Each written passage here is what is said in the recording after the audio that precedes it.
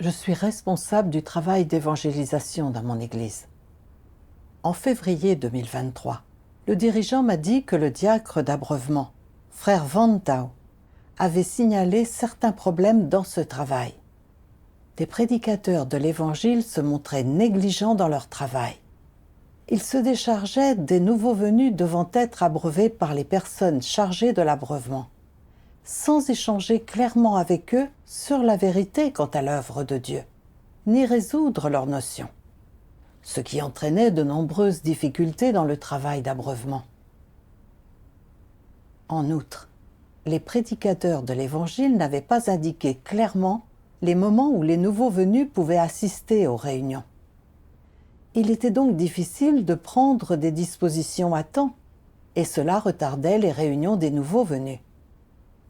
Après avoir entendu le dirigeant dire cela, j'ai reconnu que ces problèmes existaient effectivement. Mais j'ai eu du mal à accepter que Van Tao ait signalé ces problèmes directement au dirigeant. Même si ces problèmes appartenaient aux prédicateurs de l'Évangile. J'étais responsable du travail d'évangélisation. Alors, si des problèmes comme cela se présentaient, quelle opinion le dirigeant allait-il avoir de moi? Je me suis rendu compte que j'avais contrôlé le travail de manière superficielle. Quant à la façon dont les prédicateurs de l'Évangile échangeaient et témoignaient, ou à quel point les nouveaux venus comprenaient la vérité concernant l'œuvre de Dieu, je ne m'étais pas informé avec soin de ces détails du travail. Mais si j'admettais ces problèmes, le dirigeant n'allait-il pas dire que j'étais incompétente, irresponsable et peu digne de confiance dans mes devoirs? Je ne voulais pas reconnaître que c'était là mon problème. Mais je savais que cet état était erroné et que je résistais à cette situation arrangée et mise en place par Dieu. Alors j'ai prié Dieu en silence en lui demandant de protéger mon cœur pour que je n'argumente pas et que je puisse accepter correctement les conseils de mon frère. J'ai prié, puis mon cœur s'est un peu calmé et j'ai communiqué avec les prédicateurs de l'Évangile sur la façon de résoudre ces problèmes. Bientôt le dirigeant est revenu vers moi. Van Tao a encore signalé que les prédicateurs de l'Évangile posaient des problèmes, que d'autres frères et sœurs signalent également. Comment les prédicateurs de l'Évangile font-ils leur devoir à présent? Ces problèmes ont-ils été résolus? Entendre le dirigeant me bombarder de questions m'a vraiment contrariée. Et j'ai pensé, le dirigeant doit croire que je n'ai ni sens du fardeau ni capacité de travail. Sinon, comment expliquer que ces problèmes ne soient toujours pas résolus? Tout le monde doit avoir une mauvaise image de moi. En voyant les problèmes que Van Tao avait de nouveau signalés dans sa lettre, je n'ai pas pu me calmer pour faire le point et y réfléchir. Dans mon cœur, je n'arrêtais pas de me trouver des excuses. Et j'accusais même Van Tao. Pourquoi ne me donnes-tu pas tes suggestions directement? Pourquoi t'es-tu adressé aux dirigeants? De plus, si les nouveaux venus ont des notions religieuses non résolues, les personnes chargées de l'abreuvement ne peuvent-elles pas aussi échanger pour les résoudre? Les heures de réunion de certains nouveaux venus n'ont pas été indiquées clairement. Mais si les personnes chargées de l'abreuvement avaient un sens du fardeau, ne pouvaient-elles pas simplement contacter les nouveaux venus pour mieux les comprendre? Pourquoi ne résous-tu pas les problèmes des personnes chargées de l'abreuvement au lieu de te focaliser sur les prédicateurs de l'Évangile? Plus j'y pensais, plus j'éprouvais du ressentiment et de la résistance. Et je me suis demandé pourquoi Van Tao faisait une fixation sur nous. J'ai vraiment eu envie de rédiger une lettre pour signaler ces problèmes et me décharger de mes émotions. Mais je savais que cela lui nuirait. Alors j'ai réprimé mes émotions et je n'ai pas écrit cette lettre. Quand j'ai révélé cet état, cela m'a fait un peu peur et je me suis dit que mon attitude n'était pas correcte. Alors, à contre-cœur, j'ai reconnu mes défauts. Je voulais ainsi protéger mon image aux yeux du dirigeant. Ensuite, je me suis sentie vraiment déprimée en permanence.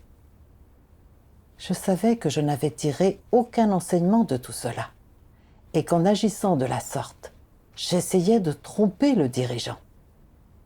Pourtant, j'ai continué à exprimer mes préjugés contre Van Tao devant mes sœurs partenaires, me déchargeant de tout ce qui occupait mes pensées. Cela a conduit ses sœurs à avoir également des préjugés contre Van Tao et à dire qu'il était impétueux. Les entendre exprimer leur soutien à mon égard m'a encore plus motivée et je n'ai cessé d'évoquer les problèmes de Van Tao. Mon but était de montrer à tout le monde que la survenue de ces écarts et de ces erreurs n'était pas un problème qui concernait uniquement les prédicateurs de l'Évangile, mais également Van Tao et que tout le monde était responsable de la situation. Après avoir parlé, je me suis sentie vraiment coupable. J'interprétais trop les gens et les choses. J'ai voulu mettre ce comportement de côté, mais je ne parvenais pas à dépasser cet obstacle. J'ai alors pensé que Van Tao avait signalé les problèmes des prédicateurs de l'Évangile pour améliorer le travail, mais que je résistais et argumentais, ce qui s'opposait à l'intention de Dieu. Alors j'ai prié Dieu. Dieu, il était approprié que frère Van Tao signale des problèmes dans sa lettre. Or, j'ai résisté et rechigné à accepter ces choses, et je me suis même focalisée sur mon frère. Dieu, je souhaite changer cet état. S'il te plaît, guide-moi. Après avoir prié, j'ai lu ce passage des paroles de Dieu. Dieu Tout-Puissant dit « En ce qui concerne les problèmes qui, en apparence, semblent se poser par hasard, tu dois les voir dans ton cœur de la manière suivante. Ces problèmes ne se posent pas par hasard. Ils ont été agencés par Dieu. Ils se posent pour des raisons précises et ont une cause profonde. Ce ne sont pas des choses que les gens auraient pu agencer.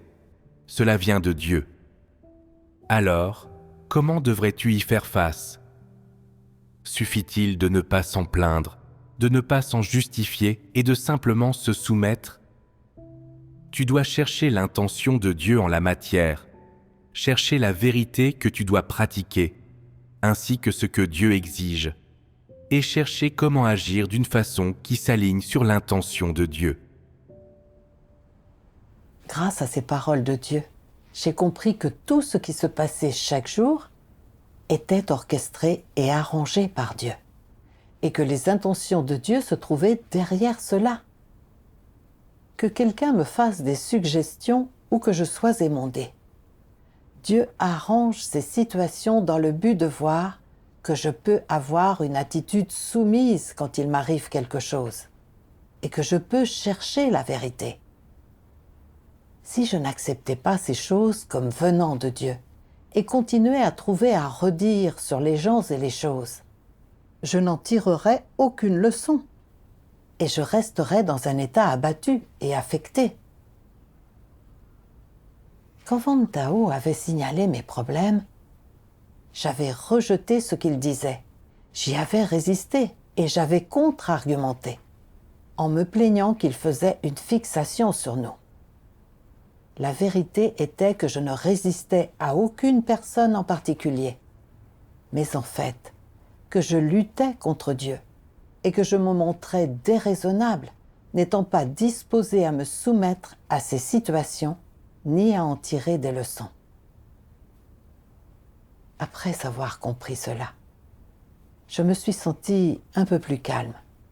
et j'ai été prête à réfléchir sérieusement sur moi-même et à chercher la vérité. Plus tard, j'ai lu cet autre passage des paroles de Dieu. Dieu Tout-Puissant dit « Comment ce type de tempérament qui consiste à avoir de l'aversion pour la vérité se manifeste-t-il principalement ? Par le refus d'être émondé. Ne pas accepter d'être émondé est un type d'état manifesté par ce genre de tempérament. Dans leur cœur, ces personnes résistent particulièrement quand on les émonde. Elles pensent « Je ne veux pas entendre ça ». Je ne veux pas entendre ça. Ou bien, pourquoi ne pas émonder d'autres personnes ? Pourquoi s'en prendre à moi ? Que signifie avoir de l'aversion pour la vérité ? Avoir de l'aversion pour la vérité, c'est quand une personne se désintéresse complètement de tout ce qui est lié aux choses positives, à la vérité, à ce que demande Dieu ou aux intentions de Dieu. Parfois, cette personne est dégoûtée par ces choses. Parfois, elle les ignore complètement. Parfois, elle adopte une attitude irrévérencieuse et indifférente. Elle ne les prend pas au sérieux. Elle les traite superficiellement et avec dédain, ou elle les traite en adoptant une attitude qui est complètement dépourvue de responsabilité. La principale manifestation de l'aversion pour la vérité n'est pas seulement le dégoût des gens lorsqu'ils entendent la vérité. Cette manifestation comporte également une réticence à pratiquer la vérité, un recul quand le moment vient de pratiquer la vérité, comme si la vérité n'avait rien à voir avec ces gens. Au fond d'eux-mêmes, ces gens savent très bien que les paroles de Dieu sont la vérité, qu'elles sont positives et que la pratique de la vérité peut entraîner des changements dans le tempérament des individus et les rendre capables de satisfaire les intentions de Dieu, mais ils n'acceptent pas ces paroles ou ne les mettent pas en pratique. C'est là avoir de l'aversion pour la vérité. Chez qui avez-vous vu ce tempérament d'aversion pour la vérité ? Chez les incrédules. Les incrédules ont de l'aversion pour la vérité, c'est très clair. Dieu n'a aucun moyen de sauver de telles personnes. Après avoir lu ces paroles de Dieu, j'ai compris que quelles que soient les situations auxquelles une personne fait face, ou les problèmes qu'on lui signale, si elle résiste et s'oppose sans cesse, qu'elle est incapable d'accepter la situation, même si elle a effectivement des problèmes. Ce que cela révèle, c'est un tempérament qui consiste à avoir de l'aversion pour la vérité. C'est la manifestation du fait que l'on est un incrédule. Je n'ai pas pu m'empêcher de me demander pourquoi Dieu désignait le fait d'avoir de l'aversion pour la vérité comme la manifestation du fait que l'on était un incrédule. Si quelqu'un croit sincèrement en Dieu et a Dieu dans son cœur, il croira que tout ce qui arrive relève de la souveraineté et des arrangements de Dieu. Et il pourra s'y soumettre et en tirer des leçons. Cependant, les incrédules ne croient pas en Dieu, ni en sa souveraineté et en ses arrangements. Quand il leur arrive des choses, soit ils contre-argumentent, soit ils se cherchent des excuses. Tout ce qu'ils révèlent, ce sont des perspectives de non-croyants. Et ils ne cherchent pas du tout la vérité. Y penser m'a beaucoup effrayée. Même si je lisais les paroles de Dieu et priais chaque jour, quand il se passait des choses, je ne les acceptais pas comme venant de Dieu, ou je ne cherchais pas la vérité. Ne me contentais-je pas de dire que je croyais en Dieu, tout en agissant sans lui ? Ce genre de croyance n'a rien à voir avec Dieu ou ses paroles. Ne me conduisais-je pas exactement comme une incrédule ? Cet état était terrifiant. J'ai réfléchi à la façon dont, face à Van Tao, qui signalait des problèmes, je n'avais pas commencé par l'accepter pour réfléchir sur moi-même, ou analyser mes écarts dans mes devoirs. Au lieu de cela, je n'avais cessé de me chercher des excuses, en disant qu'il y avait également des problèmes dans le travail d'abreuvement dont Van Tao était responsable. Je m'étais même plainte que Van Tao faisait exprès de me rendre la vie difficile et qu'il signalait des problèmes aux dirigeants pour m'humilier. Dans ces situations, je n'avais pas accepté ces choses comme venant de Dieu et je n'avais cessé de chercher des raisons extérieures. Ce n'était pas du tout l'attitude qu'une croyante aurait dû avoir. C'était l'attitude qu'une incrédule ou une non-croyante adopte face à des situations. Je me suis souvenu que Van Tao m'avait déjà signalé ces problèmes auparavant et que c'était mon incapacité à les résoudre dans des délais raisonnables qui l'avait conduit à signaler ces choses aux dirigeants. Pourtant, j'avais résisté et je n'avais rien accepté. J'avais même dit qu'il essayait de me rendre la vie difficile. J'ai alors compris à quel point je me montrais déraisonnable et j'ai su que si je continuais ainsi, je finirais par être détesté, abandonné et éliminé par Dieu. Effrayé, j'ai prié Dieu en silence en lui demandant de m'aider à corriger rapidement cet état et à me soumettre sincèrement à cette situation, à l'accepter et à en tirer des leçons. Plus tard, j'ai lu ce passage des paroles de Dieu. Dieu Tout-Puissant dit « L'attitude archétypale des antéchrists envers les mondages consiste à refuser avec véhémence de les accepter ou de les admettre. Quel que soit le mal qu'ils font ou les dégâts qu'ils occasionnent au travail de la maison de Dieu et à l'entrée dans la vie des élus de Dieu, ils n'éprouvent pas le moindre remords et estiment ne rien devoir. De ce point de vue, les antéchrists ont-ils de l'humanité ? Absolument pas. Ils causent toutes sortes de dommages aux élus de Dieu et nuisent au travail de l'Église. Les élus de Dieu peuvent le voir de façon très claire, et ils peuvent voir la succession d'actes malfaisants commis par les antéchrists. Et pourtant, les antéchrists n'acceptent pas ce fait et ne le reconnaissent pas. Ils refusent obstinément d'admettre qu'ils sont dans l'erreur ou qu'ils sont responsables. Cela n'indique-t-il pas qu'ils ont une aversion pour la vérité ? Les antéchrists ont de l'aversion pour la vérité à ce point-là. Peu importe combien de mauvaises choses ils font, ils refusent obstinément de les admettre et ils restent inflexibles jusqu'à la fin. Cela suffit à prouver que les antéchrists ne prennent jamais au sérieux le travail de la maison de Dieu et qu'ils n'acceptent jamais la vérité. Ils n'en sont pas venus à croire en Dieu. Ce sont des serviteurs de Satan, venus interrompre et perturber le travail de la maison de Dieu. Dans le cœur des antéchrists, il n'y a que la réputation et le statut. Ils croient que s'ils reconnaissaient leur erreur, alors ils devraient accepter la responsabilité, et alors leur statut et leur réputation seraient gravement compromis.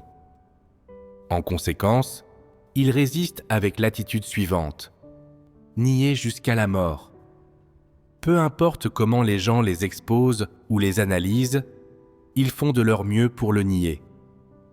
En bref, que le déni des antéchrists soit délibéré ou non, d'une part, ces comportements exposent leur nature essence, consistant à avoir de l'aversion pour la vérité et à la haïr. Et d'autre part, cela montre combien les antéchrists chérissent leur statut, leur réputation et leurs intérêts. En même temps, quelle est leur attitude vis-à-vis du travail et des intérêts de l'Église ? Une attitude de mépris et d'irresponsabilité. Ils sont dépourvus de toute conscience et de toute raison. Que les antéchrists se dérobent à leurs responsabilités ne démontre-t-il pas ces problèmes ? D'une part, se dérober à ces responsabilités prouve leur nature essence, consistant à avoir de l'aversion pour la vérité et à la haïr, tandis que d'autre part, cela montre leur absence de conscience, de raison et d'humanité. leurs perturbations et leurs méfaits ont beau nuire à l'entrée dans la vie des frères et sœurs, les antéchrists ne ressentent aucun reproche et ne pourraient jamais être contrariés par cela. Quelle sorte de créature est-ce là ? Même s'ils ne faisaient que reconnaître en partie leur erreur, cela signifierait qu'ils ont un peu de conscience et de raison. Mais les antéchrists n'ont même pas la plus légère once d'humanité. Alors, que diriez-vous qu'ils sont ? Les antéchrists sont des démons par essence. Grâce à ces paroles de Dieu, j'ai vu que les antéchrists n'avaient à cœur que leur propre réputation et leur propre statut, et qu'ils réagissaient à la direction et à l'exposition d'autrui par la résistance et l'opposition. Même quand ils savaient que les problèmes signalés par les autres étaient factuels, et que ces problèmes affectaient vraiment le travail de l'Église et l'entrée dans la vie des frères et sœurs, et qu'ils leur nuisaient, ils refusaient quand même de l'accepter. Ils ne se sentaient pas coupables, pas plus qu'ils n'envisageaient de changer. Dieu dit que de tels individus sont des serviteurs de Satan, des démons. J'ai réfléchi à ce que j'avais révélé durant cette période. Quand j'avais vu que Van Tao signalait aux dirigeants mes écarts dans le travail, ainsi que ceux des prédicateurs de l'Évangile, j'avais eu l'impression qu'il faisait exprès d'essayer de m'humilier. Afin de protéger ma réputation et mon statut, je n'avais cessé d'argumenter et d'essayer de me justifier. Mais je n'avais pas réfléchi sur moi-même ni résolu les problèmes dans le travail. Plus tard, quand j'avais vu que le dirigeant prenait très au sérieux les problèmes et les écarts signalés par Van Tao, et que j'avais eu l'impression que cela nuisait à ma réputation et à mon statut, j'avais pensé à écrire à Van Tao pour lui donner une leçon et me décharger de mes griefs, et pour qu'il ait peur de signaler mes problèmes à nouveau. J'avais également accusé et jugé Van Tao devant mes sœurs partenaires. J'avais dit des choses spécieuses pour esquiver mes responsabilités, pour que ces sœurs aient des préjugés contre Van Tao et pour essayer de les rallier à ma cause. Quand le dirigeant m'avait écrit pour me le rappeler, j'avais dit brièvement que je connaissais mes défauts, par nécessité de tromper le dirigeant et de protéger ma réputation et mon statut.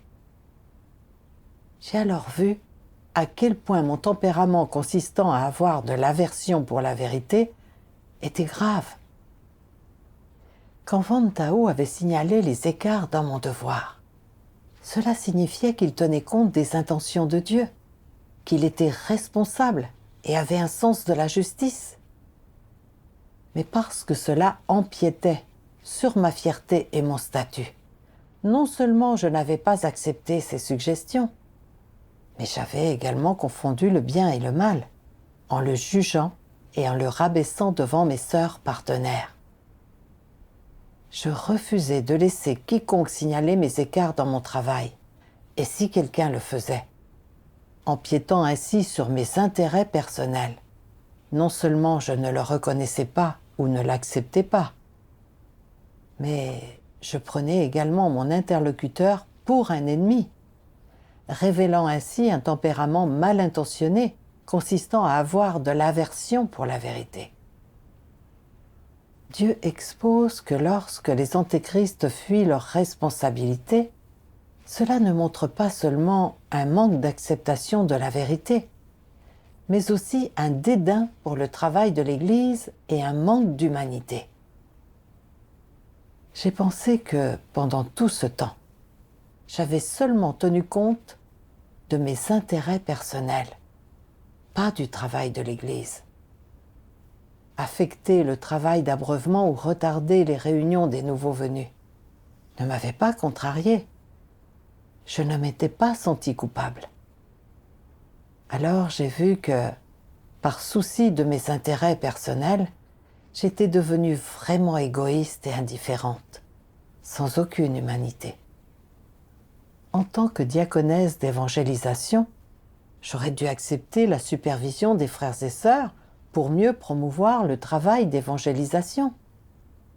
Or, pour protéger ma réputation et mon statut, non seulement je n'avais pas accepté les conseils ou l'aide des autres, mais j'avais aussi incité mes sœurs partenaires à avoir des préjugés contre Van Tao. Je jouais un rôle négatif et je n'agissais pas pour le bien de l'Église. Si je ne remédiais pas à cela, je finirais par être détestée et abandonnée par Dieu. Réfléchir à ces choses m'a vraiment plongée dans le désarroi et j'ai compris que c'était une bonne chose que les frères et sœurs me supervisent dans mon devoir, car tout cela était fait pour m'aider à corriger rapidement les écarts dans mon devoir et à bien faire le travail d'église. Si j'avais accepté les suggestions de Van Tao plus tôt, ces problèmes dans le travail auraient certainement été résolus depuis longtemps. Plus tard, j'ai lu d'autres paroles de Dieu. Dieu Tout-Puissant dit « Quand tu cherches la vérité, tu dois la chercher auprès de nombreuses personnes. Si quelqu'un a quelque chose à dire, tu dois l'écouter et traiter toutes ses paroles avec sérieux. Ne l'ignore pas et ne le rejette pas, car il s'agit de questions qui relèvent de ton devoir, et tu dois traiter cela avec sérieux. Voilà la bonne attitude et le bon état. Quand tu seras dans le bon état et que tu ne révéleras pas un tempérament qui est de l'aversion pour la vérité et qui déteste la vérité, pratiquer de cette manière supplantera ton tempérament corrompu. Voilà ce qu'est la pratique de la vérité. Si la vérité est pratiquée de cette manière, quel fruit cela portera-t-il ? Nous serons guidés par le Saint-Esprit. Être guidé par le Saint-Esprit est un aspect. Parfois, la question est très simple et peut être élucidée à l'aide de ta propre intelligence. Une fois que les autres auront fini de te faire des suggestions et que tu auras compris, tu seras en mesure de rectifier les choses et d'agir en accord avec les principes. Les gens peuvent penser qu'il s'agit d'une affaire insignifiante, mais pour Dieu, c'est une affaire importante. Pourquoi dis-je cela ? Parce qu'en pratiquant de cette manière, tu es, pour Dieu, une personne qui peut pratiquer la vérité, une personne qui aime la vérité et une personne qui n'a pas d'aversion pour la vérité. Quand Dieu sonde ton cœur, il voit aussi ton tempérament et c'est une affaire importante. Autrement dit, quand tu fais ton devoir et agis dans la présence de Dieu, tout ce que tu vis et manifestes, ce sont des vérités-réalités que les gens devraient posséder. Les attitudes, les pensées et les états que tu possèdes dans tout ce que tu fais sont les choses les plus importantes pour Dieu, et c'est ce que Dieu scrute.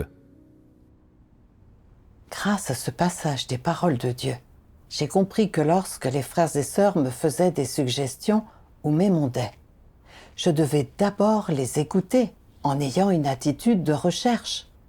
Et je ne pouvais pas simplement les ignorer, ni argumenter ou me justifier. Si je ne comprenais pas quelque chose, je pouvais chercher auprès de mes frères et sœurs, en ayant une attitude d'acceptation de la vérité. Voilà ce que signifie aimer la vérité. Tout ce qui se produit chaque jour contient l'intention de Dieu. Et ce que Dieu examine n'est pas simplement ce qui est bien ou mal dans ce que je fais, ou s'il y a des écarts dans mon devoir. Mais c'est aussi mon attitude vis-à-vis de la vérité et de mon devoir. Voilà les choses que Dieu veut voir. Comprenant cela, je me suis dit en silence que, dorénavant, quelles que soient les situations auxquelles je ferai face ou les suggestions que les autres pourraient me faire, je commencerai par les accepter et chercher la vérité. Je ne pouvais plus argumenter ou vivre selon un tempérament qui consiste à avoir de l'aversion pour la vérité. Au cours des jours suivants, je n'ai cessé de penser que j'étais directement responsable du travail d'évangélisation et que je n'avais pourtant jamais résolu les problèmes dans ce travail que Van Tao avait signalés. C'était principalement parce que je m'étais montré réellement superficielle et irresponsable dans mes devoirs. J'ai alors lu quelques paroles de Dieu. Dieu Tout-Puissant dit « Si les gens se montrent négligents dans l'accomplissement de leurs devoirs, ou s'ils ont toujours l'esprit confus, de quel genre d'attitude pensez-vous qu'il s'agit ? N'est-ce pas simplement être superficiel ? Est-ce l'attitude que vous avez vis-à-vis de votre devoir ? S'agit-il d'un problème de calibre ou de tempérament ? Vous devriez tous être au clair sur ce sujet. Pourquoi les gens sont-ils simplement superficiels quand ils font leurs devoirs ? Pourquoi ne sont-ils pas loyaux quand ils font des choses pour Dieu ? Font-ils seulement preuve de raison ou de conscience ? Si tu es vraiment doué de conscience et de raison, alors, lorsque tu agis, tu y mettras un peu plus de cœur, ainsi qu'un peu plus de bonne volonté, de responsabilité et de considération, et tu seras en mesure de faire davantage d'efforts. Quand tu pourras faire plus d'efforts, les résultats des devoirs que tu accompliras s'amélioreront. Tes résultats seront meilleurs, ce qui satisfera à la fois les autres et Dieu. Tu dois y mettre tout ton cœur. Tu ne peux pas être distrait, comme si tu travaillais dans le monde séculier et que tu gagnais simplement de l'argent en fonction du temps que tu y as passé. Si tu as ce genre d'attitude, tu auras des ennuis. Tu ne pourras vraiment pas accomplir ton devoir correctement. Après avoir lu ces paroles de Dieu, j'ai compris que pour bien faire mon devoir, le plus important était d'avoir un sens des responsabilités et une conscience, ce qui était lié à l'humanité de chacun. Quand les gens doués d'humanité font face à des conseils et à des suggestions d'où qu'ils viennent, du moment que les intérêts de l'Église sont concernés, ces gens les prendront au sérieux et résoudront les problèmes avec efficacité. Cependant, ceux qui n'ont pas d'humanité ne possèdent pas une telle conscience dans leur cœur. Ils abordent les choses avec une attitude prétentieuse, sans jamais rien prendre au sérieux, et ils ne pensent pas à résoudre les problèmes rapidement. Le dirigeant Van Tao avait mentionné des problèmes dans le travail d'évangélisation à plusieurs reprises. Et ils avaient voulu résoudre ces problèmes rapidement, pour éviter de retarder le travail d'abreuvement. Mais je n'avais pas pris cela sérieusement. Je m'étais montrée arrogante et prétentieuse. J'avais pensé qu'il était facile de résoudre ces problèmes. Et je m'étais contentée d'en discuter nonchalamment avec les prédicateurs de l'Évangile, sans faire l'effort de résoudre complètement les problèmes. Ils avaient donc perduré, et cela avait retardé le travail. Désormais, je voyais que non seulement je négligeais mon devoir, mais que je n'avais pas non plus l'attitude requise pour faire face aux écarts dans mon devoir. Je manquais complètement d'humanité. Dorénavant, quelles que soient les suggestions que les frères et sœurs avanceraient, j'allais apprendre à les accepter et à chercher la vérité pour les traiter dans les meilleurs délais. J'ai commencé par écrire à Van Tao pour lui parler de l'état que j'avais révélé et des leçons que j'en avais tirées pendant cette période. Et nous sommes parvenus à un consensus quant à la façon de résoudre le problème de la coopération avec les personnes chargées de l'abreuvement. Puis, j'ai analysé ces écarts avec les prédicateurs de l'Évangile en soulignant les problèmes d'attitude qu'ils avaient tous dans leurs devoirs. Après ce genre de pratique, certains problèmes dans le travail ont été résolus et notre coopération avec les personnes chargées de l'abreuvement s'est améliorée de façon significative par rapport à ce qui se passait auparavant.